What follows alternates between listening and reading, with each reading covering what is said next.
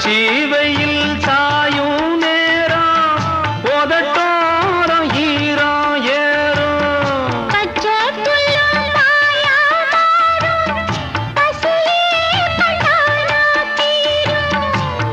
ஓரவி பார்க்கும் பார்வ போத ஏறுது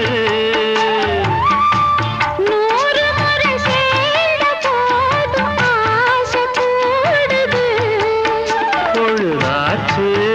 விளைய